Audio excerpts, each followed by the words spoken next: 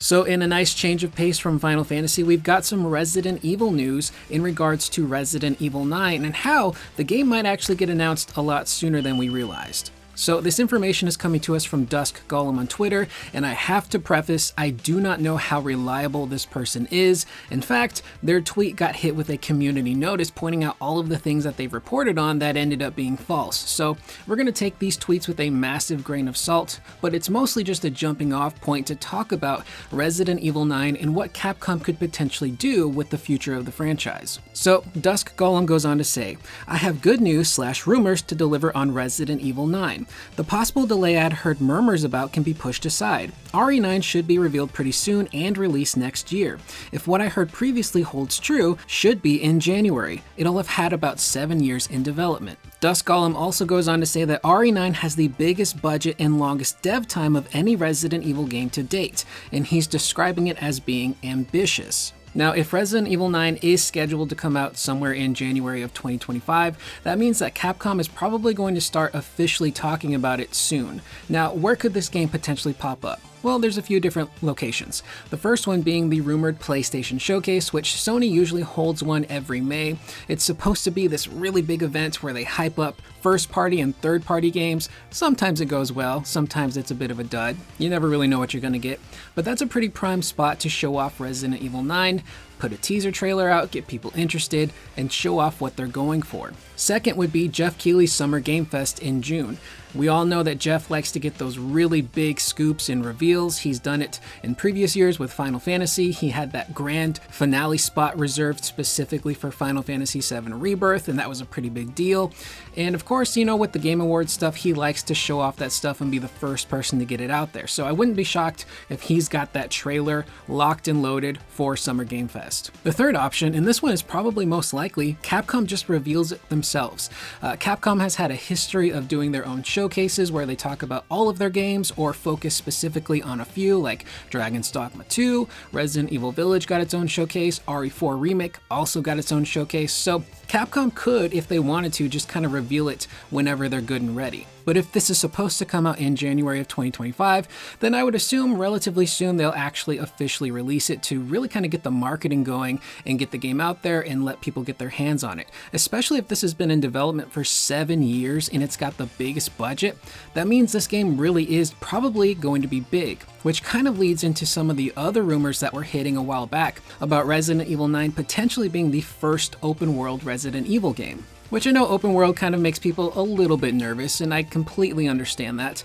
There's been a ton of open world games that have come out recently, and you can kind of experience some open world fatigue if the games aren't really done right. But when you really stop to think about it, Resident Evil and open world really isn't all that far apart.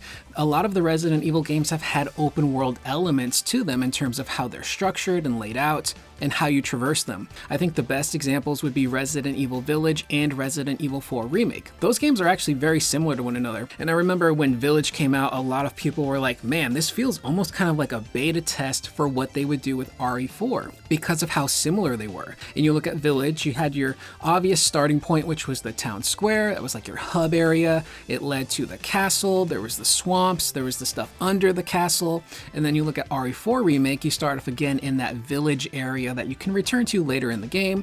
You head off to the swamp lake area where you battle Lago, you got the caves to explore, you end up getting into the castle, and then you've got the island, which the game does transport you to the island. You don't go there on your own, but you kind of get the idea. That open world structure has always kind of been a thing, going around and exploring these different regions, gathering your different items, coming across the merchants to upgrade your weapon and abilities. There was the side quest stuff in RE4 Remake in particular with the merchant in those medallions where you had to find the medallions or find a specific enemy and get like a piece of treasure.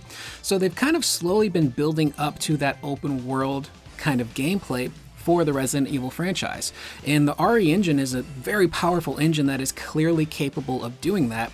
You just look at a game like Dragon's Dogma 2, which is this big open world game that people are having a blast with, and it's doing really well in terms of sales. So that RE engine can do just about anything. Open world, fighting games with Street Fighter 6, the over-the-shoulder stuff with the Resident Evil franchise, it's capable of doing a ton. So if RE9 does end up being open world, you're kind of just expanding upon what they've already built in those foundations with Village and 4, you're just maybe taking that stuff and making it even bigger, really expanding it, maybe including fast travel. Maybe you've got a merchant that acts as not just your merchant, but also your travel. Maybe he's got a boat, maybe he's got some sort of plane, whatever, that can get you from area to area relatively quick. That would kind of act as like a fast travel option. Now, the next question I have is, what do they do with the characters? Do they give us a new set of characters like they did with 7 and 8, where we were introduced to Ethan and his family, and then his daughter eventually would take over in the DLC for Village? Or do they bring back our classic heroes?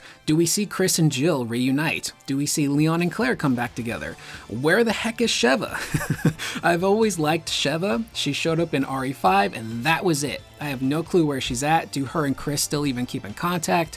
What happened with Billy and Rebecca? Do they keep in contact? Is Billy even still alive? There's so many great heroes that you can pull from and bring them back into this game, and if this game is super big and ambitious, that kind of makes me think that they might bring those characters back and have us play as all of them throughout the game, which I think would be super sick. And just as a fan of the franchise, I love the character interaction more than anything. I loved, in the most recent Resident Evil movie, how all of them came together like the Avengers and worked together, and we saw Leon talking with Jill, we saw Chris and Claire, we saw all of these classic heroes return and kick some butt against not the greatest villain, but the movie itself I thought was pretty fun. I thought it was enjoyable. So I'm hoping that if we do get that open world RE9 and they bring back those classic characters, it kind of is like that to a degree, maybe lessen a little bit of the cheese and ham factor and make it a little darker and more serious. I think that could totally work. The next thing I'm thinking about, where do they go with the enemies? Do they continue with the supernatural inspired route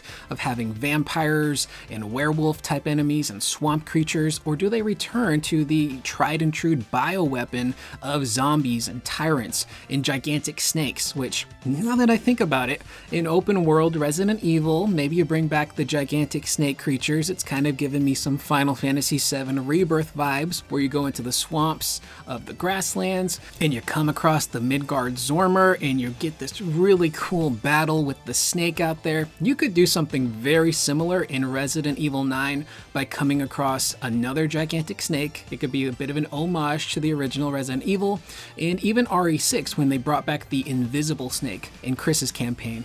I think that could be a lot of fun. Or do they go down the third route and just do something completely different? New monsters, new bioweapons that aren't technically zombies and tyrants or inspired by vampires and werewolves. Do they do something completely different? Either way, it's pretty exciting to see what they could potentially do with that route in the Resident Evil games and the characters and the enemies and the overall setting.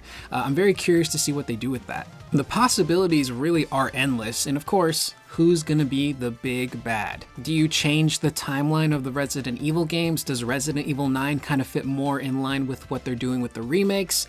If that's the case, Wesker is technically still alive because at the end of RE4, Wesker was there. We have yet to get RE5 being remade, which it looks like they were teasing that at the end of RE4 remake. What's gonna happen with Code Veronica? I'm still screaming to the high heavens that we eventually get a Code Veronica remake. I think that game, out of all the Resident Evils, deserves a remake the most because it can be improved upon the most in my personal opinion. But I wouldn't mind seeing Wesker make a return from the dead and rise from your grave kind of moment. With that being said, that is the video. If you made it this far into the video, which, you know, is based on Resident Evil and not Final Fantasy, which is what we traditionally cover on this channel, in the comments down below, leave a Chris, stop it, to let me know that you made it to the end of the video. It's one of my favorite lines from the original Resident Evil. And also, let me know in the comments down below, what do you guys think of Resident Evil 9 potentially being an open world game, and how would you like to see it done? And lastly, I'm throwing a lot of questions out there, what kind of enemies do you want? Do you want to see a return to the zombies and the tyrants and the spiders and the snakes, or do you want something new? I will see you guys in the next video. Please remember to always be excellent to one another.